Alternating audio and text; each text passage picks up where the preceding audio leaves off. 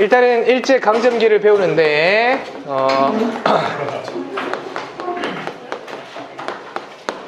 일단 어차피 또 학습지가 또 어마무시하게 나올 거기 때문에 일단 기본 내용을 좀 정리를 하고 그리고 학습지로 분석을 하겠습니다. 다음 주부터 역사 테스트, 이제 사회 테스트하고 역사 테스트를 같이 학습지로 할 테니까 준비 잘해서 항상 잘 다니세요. 일제강점기는 1910년부터 1945년까지가 되겠습니다. 총 36년 정도를 우리가 강제로 점령당했다고 해서 강점기라고 부릅니다. 네. 일제는 일본 제국의 줄임말이고 일제하고 일본하고는 어감상 다르죠. 네.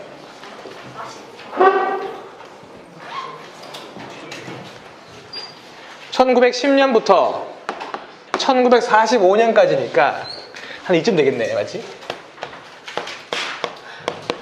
한 36년을 일본이 우리를 다스리는데 선생님이 총 세 시기로 나눠서 가르칩니다. 그래서 1900 넘어갔나? 이쯤 할까? 1920년대, 1930년대 이렇게. 어떻게 공부하면 되냐면, 이 파트는 원래 역사라는 과목이 있잖아. 공부를 하는 방법이 정치, 경제, 사회, 문화 이렇게 총 4가지로 나눠서 공부를 합니다. 그러니까 시기별로 요거를 공부하는 거죠. 어떤 시기 때는 어떻게 정치를 했고, 어떤 시기 때는 어떻게 뭘 먹고 살았고, 뭐 경제생활을 어떻게 했고, 어떤 시기 때는 사람들의 생활 모습이 어땠고, 그 사람들의 문화 생활은 어땠나, 이런 걸 공부하는 게 역사인데, 일제 강점기에도 총 이 4가지를 나눠서 공부를 하는데, 일단 이거 2개를 누가 합니까? 주로 일본이 하죠. 그래서 일본이 어떻게 정치를 했고, 일본이 우리나라를 어떻게 수탈했는지를 배우는 거야. 시기별로. 그렇죠? 그리고 좀 특징적인 거는 일제 강점기 때는 이건 일본이 하지만 우리는 이거에 대해서 뭘 하죠? 저항을 하지. 맞지? 그럼 저항을 새 시기 때 또 어떻게 하는 거야? 다르게 하는 거지. 그래서 그걸 배우고요. 그 다음에 사회문화는 마지막 장에서 배웁니다. 친구들이 많이 어려워하는 건 이 부분이에요. 저항을 한 명이서 했겠어? 셀 수도 없이 했겠어? 셀 수도 없게 했겠지. 거기서부터 벌써 위기가 와야 돼. 셀 수도 없다고요? 셀 수도 없는 걸 암기를 해야 되니까 문제지. 맞지? 누가 어디서 투쟁을 했는지를 알아야 되니까. 그런데 이제 1920년대 저항, 30년대 저항부터 여러분들이 좀 어려워합니다. 10년대 저항은 왜 안 어려울까요? 저항이 없어요.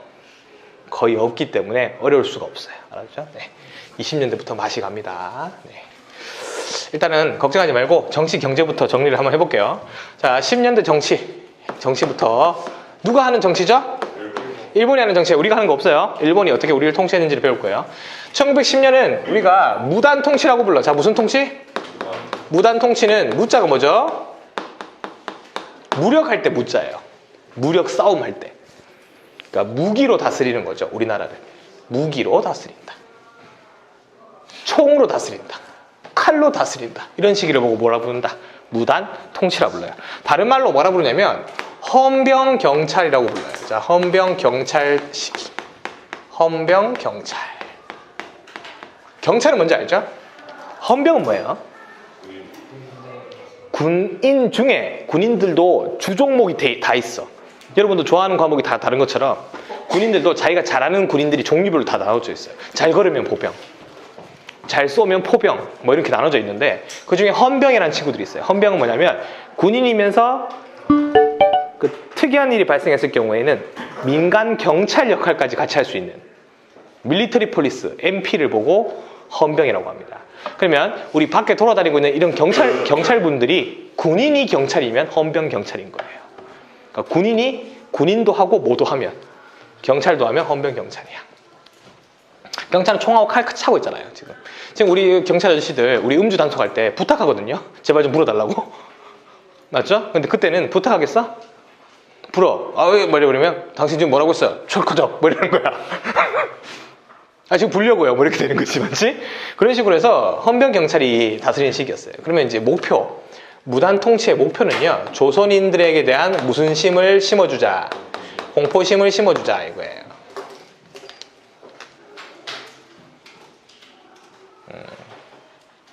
지금 S반 담임쌤이 지금 통치하고 있다고 생각하면 딱 좋을 것 같아요. 무단 통치. 다 와버렸죠? 경주월드 갔다가 다 와버렸잖아요. 이게 지금 무단 통치 아니면 이게 무슨 통치야 도대체. 반성합시다. 알았죠? 네.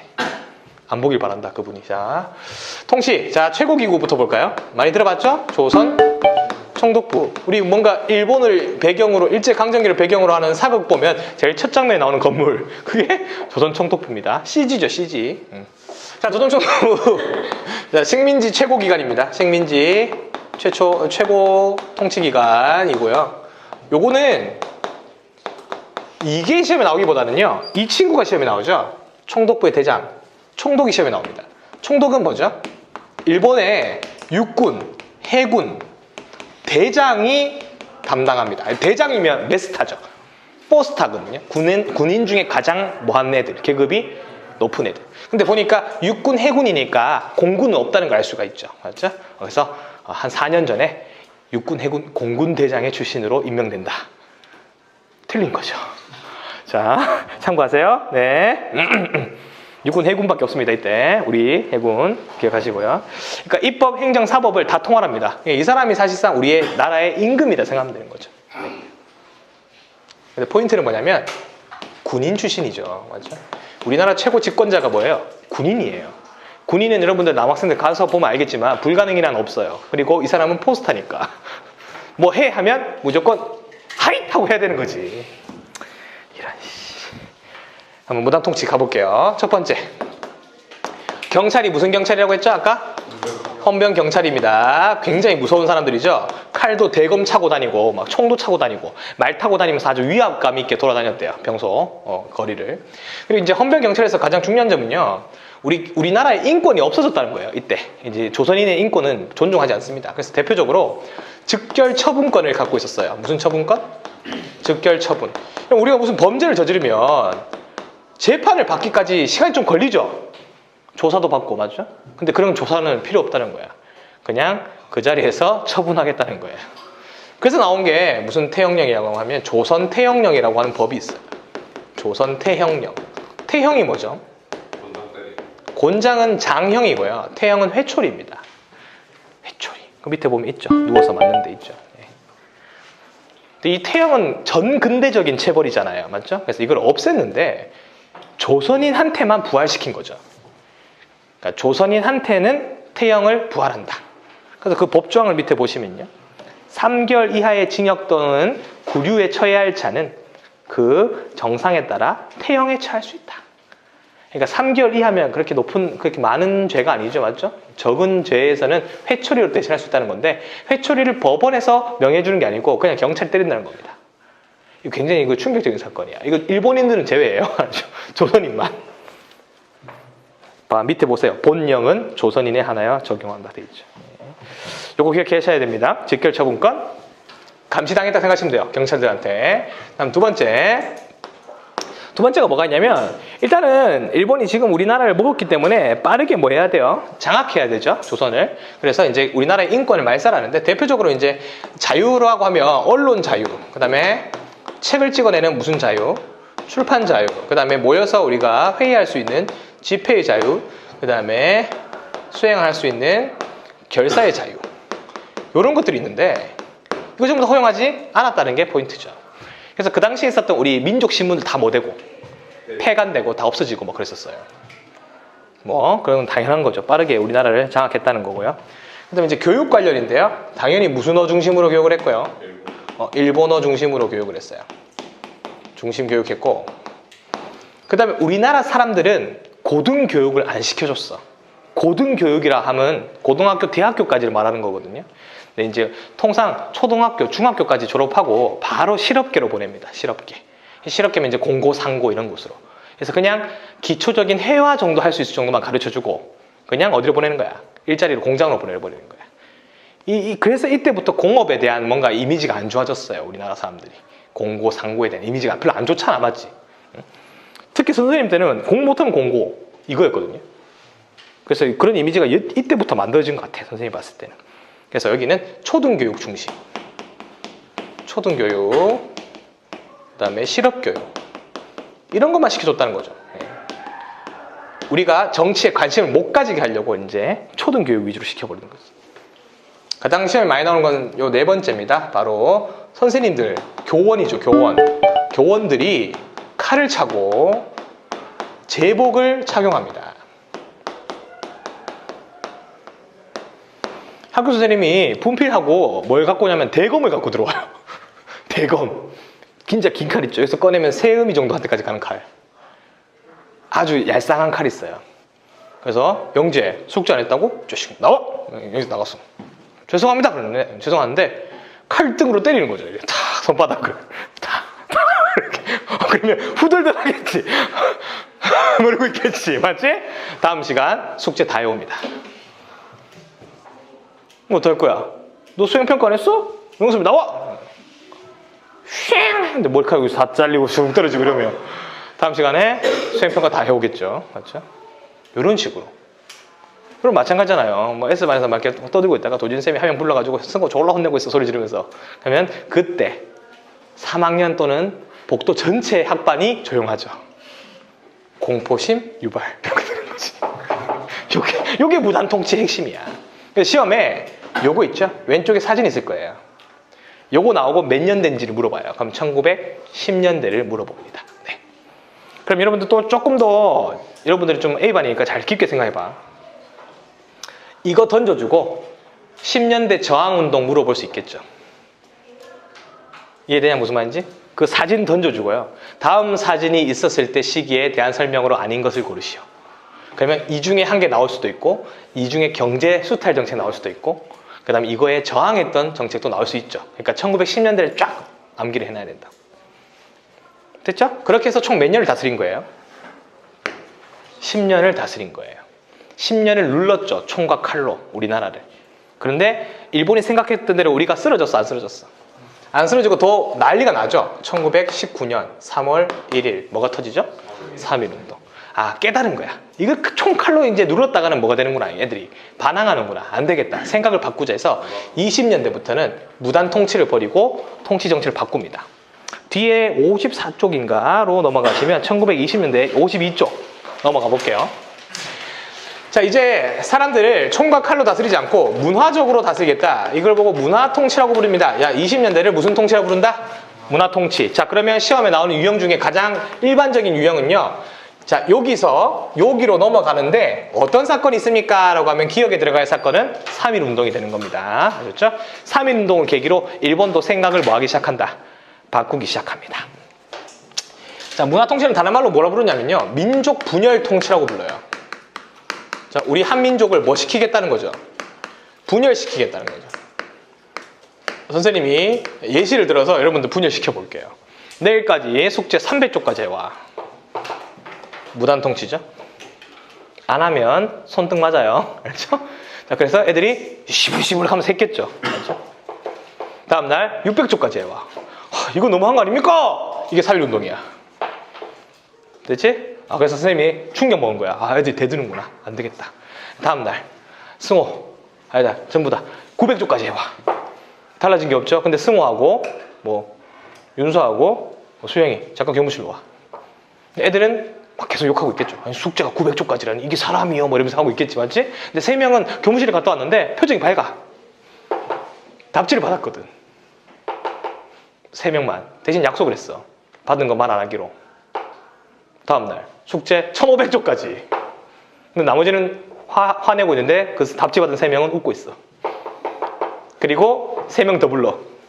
야, 너희도 교무실로 와. 그리고 나서 다음날 숙제 2000쪽까지. 근데 6명, 그러니까 그때 명섭이가 슈악 하고 있는 거야. 근데 답지를 받은 우리 우성이가 야, 너 은석쌤한테 그게 무슨 소리야? 이래 되는 거지. 그러면 답지를 받은 자는 친일파. 답지를 안 받은 자는 뭐 애국지사가 되겠죠. 맞죠? 근데 분열을 시키는 거지. 일본에 대한 좋은 생각을 가지는 친구들과 일본에 대한 나쁜 생각을 가지는 친구들을 합치지 못하게 만드는 거야. 이게 이간질 정책이지. 맛있는 거 다 사주면 안 돼. 3명만 사주는 거지. 그 3명이 일본에 대한 좋은 이미지를 뭐 하겠죠? 퍼뜨리겠죠. 그런 식으로 만드는 정책이 몇 년대? 20년대 민족 분열 정책이고, 핵심은 이때의 핵심은 뭐다? 바로 친일파 양성입니다.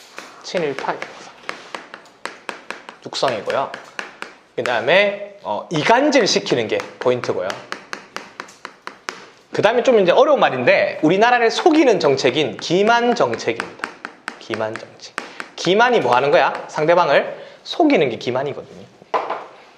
자, 그러면 문화 통치를 쌤이 설명해 드리고 문화 통치가 담고 있는 실제 내용을 분석을 한번 해봐야 됩니다. 자, 일단은 여기 있는 거 있죠? 요거를 전부 다 취소하거나 바꿔주는 제도가 바로 요때 제도가 되겠습니다.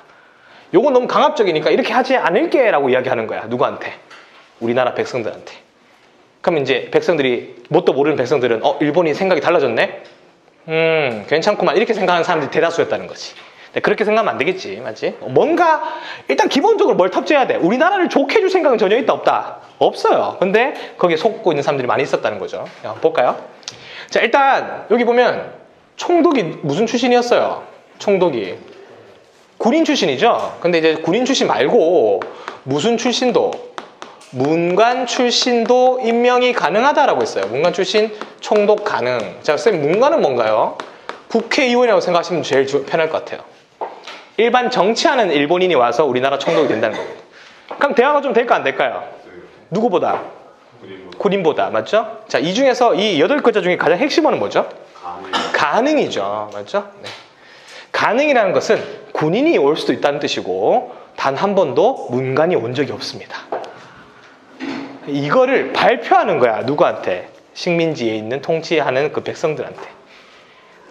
자, 이제는 문관 출신의 총독도 올 수 있습니다. 이렇게 하니까 와 이렇게 되는 거지. 하지만 온 적이 없다고. 온 적 없음. 자, 이게 실제 사건이에요. 알았죠? 자, 그 다음 헌병 경찰을 뭘로 바꿔줍니다. 이제 군인 경찰이 아니고 보통 경찰이라고 부르거든요. 보통 경찰제로 바꿔요.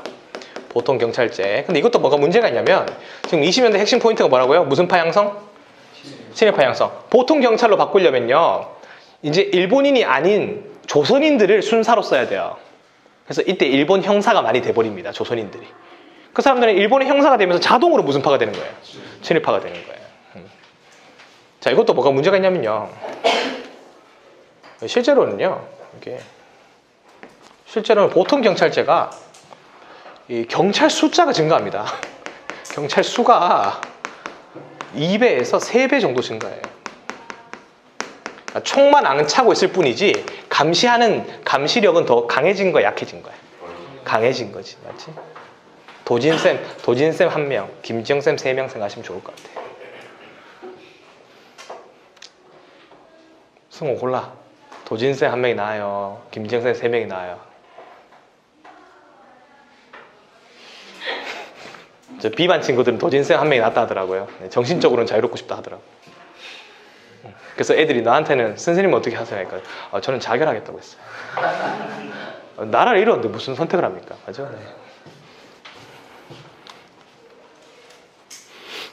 그 다음 요거 한 개 더 설명할 게 있습니다. 자, 이제 조금 어려운데 요거 20년대 그대로 해주세요. 자, 이게 일본이 만든 법이 하나 생깁니다. 치안유지법이야. 1925년입니다. 1925년에 치안유지법이라는 게 생겨요. 자, 이제 우리는 뭘 공부해야 되냐면요, 이념이란 걸 생각해야 됩니다. 이제 이념. 1920년대가 되면 러시아의 후손인 소련이라는 나라가 사회주의라는 걸 만들어서 퍼뜨리기 시작해요. 전 세계는 이념 2가지로 나눠집니다. 첫 번째가 민족주의라고 합니다. 역사에서. 자, 민족주의가 있고요. 그 다음에 사회주의라는 게 있습니다. 무슨 주의? 사회주의. 자유를 강조하면 민족주의고요. 평등을 강조하면 사회주의입니다. 효율성을 강조하면 민족주의, 형평성을 강조하면 사회주의예요. 그러니까 사회적으로 좀 약자인, 우리 노동자 배웠죠? 그런 친구들이 주로 무슨 주의를 믿죠? 사회주의를 믿죠. 그래서 사회주의를 믿는 노동자애들, 좀 성격이 급했던 급진 노동자들이 만든 나라가 소비에트 연방공화국, 소련입니다. 친구예요? 레닌? 레닌 세웠죠. 소비에트라고 하는 급격한 세력들이 만든 연방공화국인데, 그래서 줄여서 뭐예요? 소련이죠. 근데 소련이면 너무 여성스럽잖아요, 나라 이름이. 그래서 그냥 소련 이렇게 부르는 거야. 알았지? 소련이 이름은 좀 그렇잖아요. 네. 자, 그런데 일본은 무슨 사상입니까? 일본은 이거죠. 맞죠? 일본 입장에서는 무순주의가 퍼지는 걸 막아야 될 필요가 있어요. 사회주의가 퍼지는 걸 막아야 될 필요가 있어요. 그래서 조선의 북쪽에서부터 사회주의가 내려올 수 있으니까 사회주의를 믿는 사람들을 잡아들이는 제도가 바로 무슨 치안유지법입니다.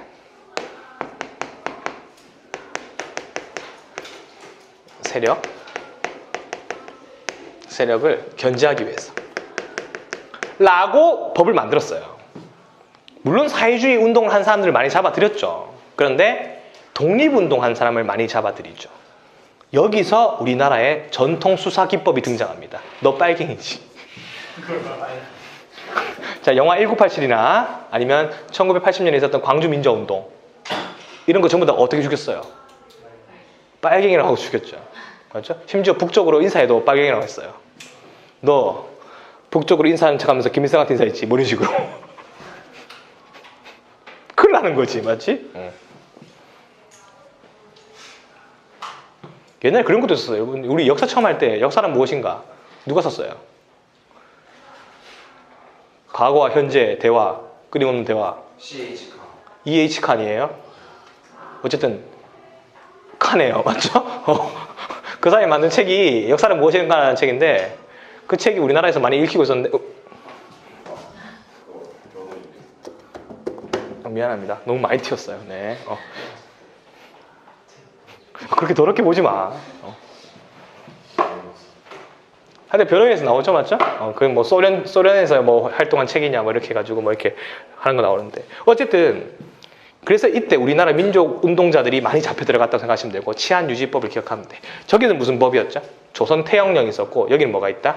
치안유지법이 있다. 요거 기억해야 돼. 1925년이라는 거 기억해야 돼, 알았지? 25년에 법이 만들어졌으니까 26년, 27년에 가장 이 법이 활발하게 적용됐겠죠. 그래서 우리나라 사람들이 다 잡혀 들어갑니다, 이때. 그래서 이 수사기법이 그대로 유지가 되잖아요. 왜냐하면 우리 광복하고 나서 친일파들이 처벌 안 받았거든요. 그러니까 이 사람들이 그대로 나라를 이어받은 거지. 그러니까 수사할 때 전부 다 뭘로 몰아붙이는 거지.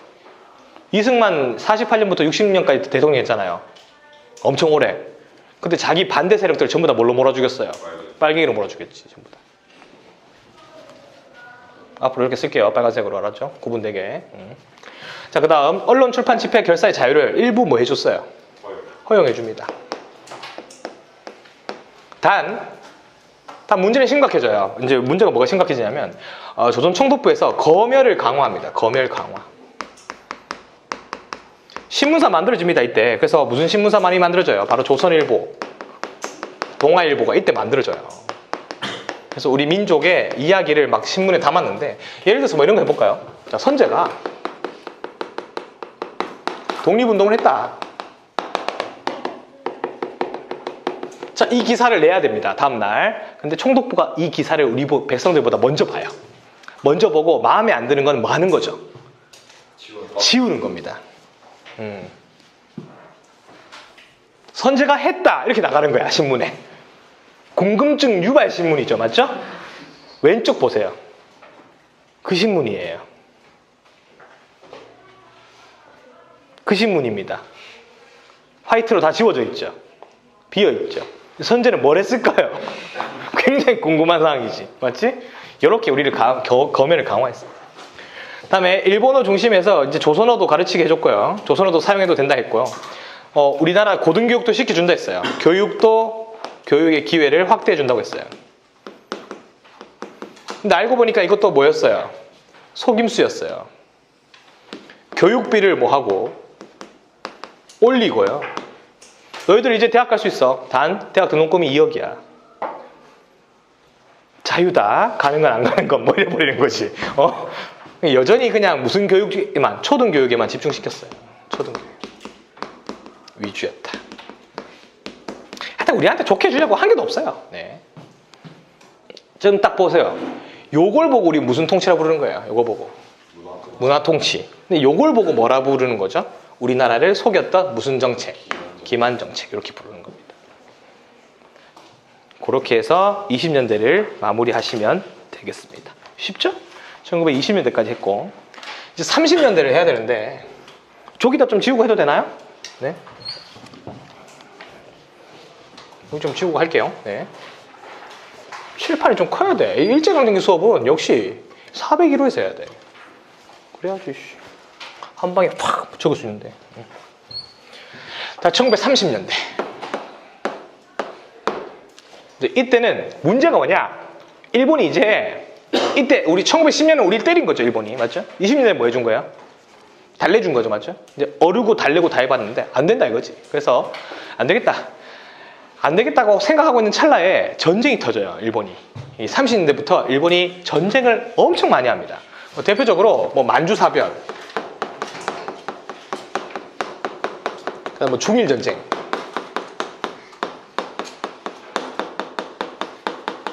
그리고 마지막 대망의 태평양 정쟁.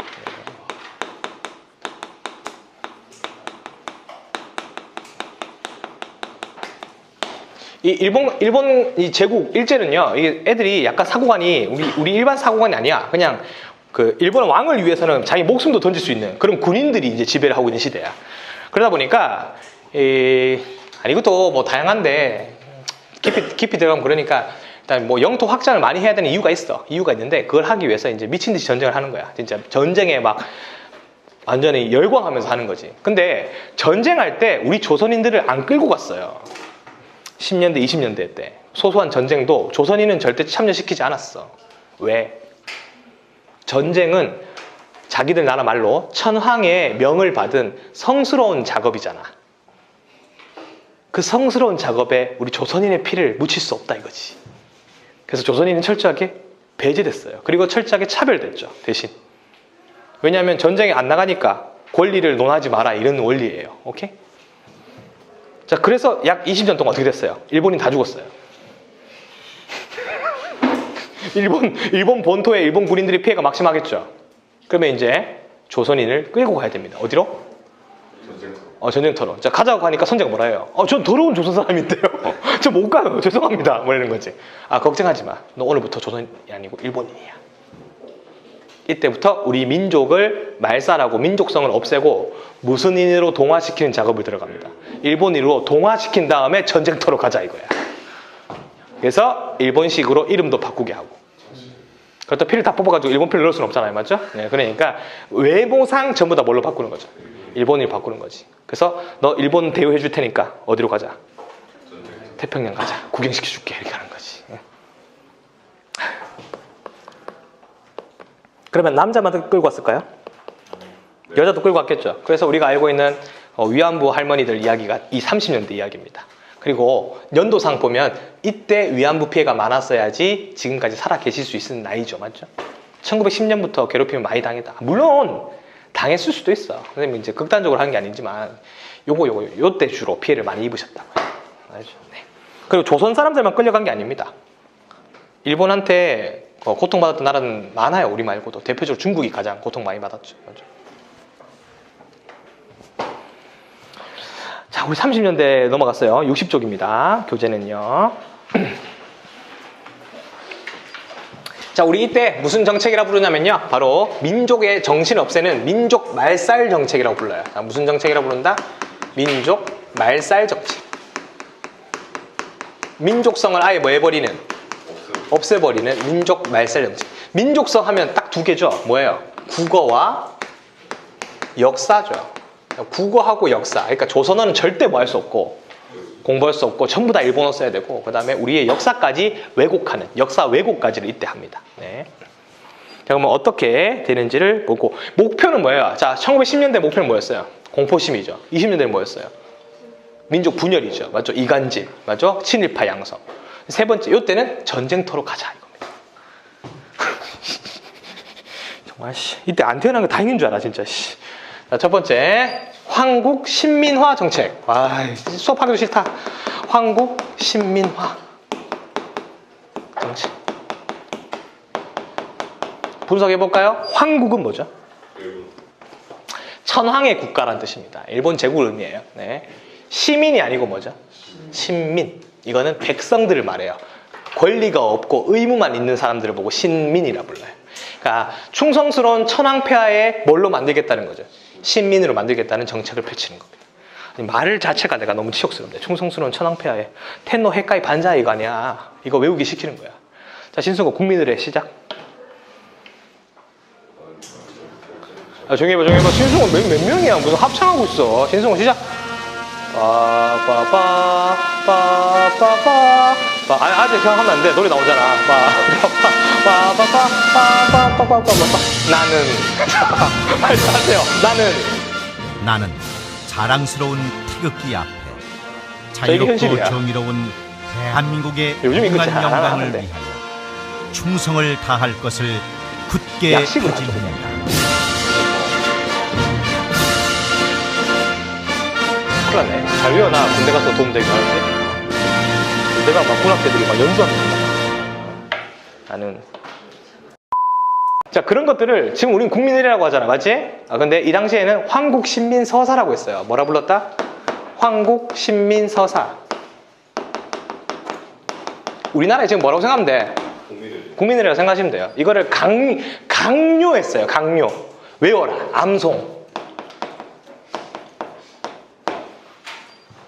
초등, 중등, 어른용이 있어요. 그래서 자기 나이에 맞게 뭐 하면 돼요? 외워서 발표하면 돼요. 그거 못 외우면 싸다고 맞고 막 그랬다고요. 네. 중간에 보이는 사진이 되겠습니다. 신사참배하면서 오른쪽에 있는 사진이 되겠어요. 세 번째, 황국신민서사 암송하는. 우리는 마음을 합하여 천황폐하께 충의를 다합니다. 아유 씨. 자, 그 다음 또 뭐가 있었냐면요. 원래는 우리나라가 소학교였죠. 소학교를 무슨 학교로 바꿔버렸어요? 국민학교로 바꿔버렸죠. 이거는 무슨 의미가 있죠? 천황폐하에 국민들이 다니는 학교라는 뜻이죠. 네. 그래서 이게 바뀌었잖아요. 초등학교로. 맞죠? 우리 지금. 저는 초등학생이에요.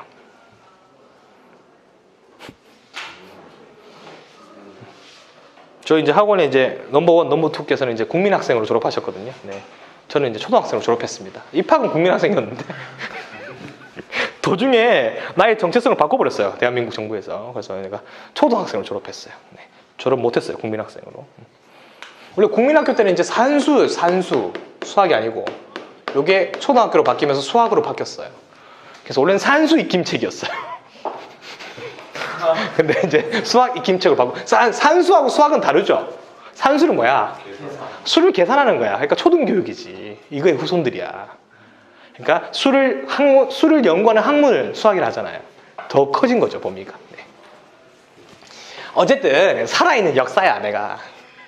난 다 해봤어, 나는. 그다음 옛날에 있었던 우리 진짜 옛날에 있었던 선생님들 중에 나이 많은 선생님들은 소학교 출신일 수도 있어. 의심해봐야 돼, 알았지?